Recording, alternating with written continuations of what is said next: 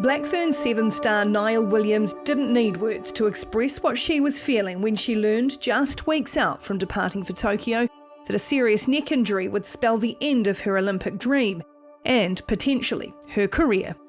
Yeah, so I've told a few people that when I went in for the scan results and talked to the surgeon, and that same conversation of being told you're not going to the Olympics, I also got told that it's most likely that you won't be playing, rugby ever again. And I think that kind of put into perspective the journey of the Olympics, how I was real shattered about that, but now something just came in that was 10 times, I'm about to maybe lose my livelihood.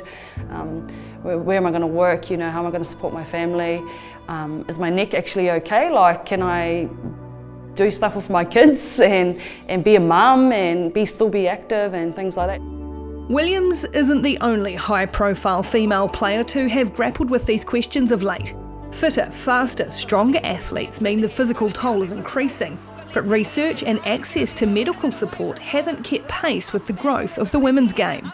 There's a long way to go in the women's game in terms of the kind of medical support around the professional end of the game for the women. So at that national team level, things are the same as what they would be for the men. But as you go down to Wharapama Cup level, for example, it's still, as you say, very much in its infancy in terms of player welfare. Rugby is facing a concussion problem, but it is largely still framed around male players. Evidence shows, however, that women suffer disproportionately from the effects of brain injury. World Rugby is addressing the research gap, funding a head impact study pioneered in Otago, which will help form new worldwide prevention measures for concussion. It's early days, but the research is already producing valuable insights. What they found is, when comparing men and women, is that often the impacts that you'll see in the men's game happen during the tackle itself, whereas the difference appears to be in the women's game. It's not in the tackle phase, it's actually when they fall to the ground and they hit their head off the ground. So there's a lot of, I think, different explanations about that, but I think a lot of it comes down to potentially, culturally we raise boys and girls different, is that there's probably a lot more roughhousing in the early development of boys than there is as girls. So those boys develop techniques and strategies on how they fall, which we don't see as often in the female counterparts. It doesn't take a research scientist to know men and women are also different physically. Women are not small men. Where the science bit comes in is understanding what impact those differences have on head injuries and recovery. Surprisingly shocking, but men and women are different, so the cervical spine of men and women are different, so we do know that they respond to impacts differently, so you tend to see greater acceleration in women's heads just because of the actual structure and ligaments of the neck in women. And we also know that women tend to have smaller neck muscles than men, so that may also be a contributing factor. With the predominance of male coaches in women's rugby, there's also a focus on educating them on different physiologies, which may lead to some awkward conversations. There's a lot of education to be done around the differences between men and women, around tracking the menstrual cycle, and just optimising nutrition, training, recovery, all of those things around the fact that women are not the same as men because of the fact that we have a menstrual cycle.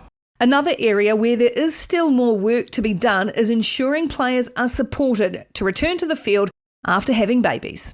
I'd love to see more emphasis put on in women's rugby, directed every detail down to a woman's body too, and women post-children, I know there's a few forums going on, and I've been invited to a couple of things where other women in sport who have had babies, and we just share knowledge, we share what we go through, and talk about life and how it's impacted rugby, because I feel like it's almost what you go through off the field mentally can definitely impact you physically. Sometimes you just chuck yourself in the deep end and you sink or swim, and we've been swimming, a little bit of sinking here and there, but you just find a way. And I'm really lucky that I've got a great husband that supports me, a family that's there behind me, and in our team in the Chiefs here, we've actually got 9 other mums. Connor driving towards the line and over it. We've got a management group that are supporting us. You know, we've got our kids in camp at the moment. So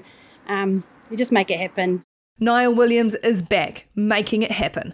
After successful surgery and rehab, the veteran was given the all clear to return to training and is currently in Fiji with the Black Ferns Sevens.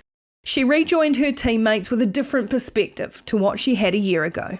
That time away and those moments where I got told, you know, maybe you're not going to play rugby again, actually was kind of like a blessing in disguise. I got to experience my life outside of rugby, and I'm almost like so content with my life outside of rugby that the pressure's kind of almost dropped off me for what I have to do this year, like come back and be this amazing person and be where I was, you know, a year ago when I last played. And I don't feel that. I just feel like I can come in here, enjoy the moments, enjoy the friendships, the connections I have, enjoy footy. And if I do get on that field, I'll tell you right now, watch out for the first person I tackle, because I'm going in.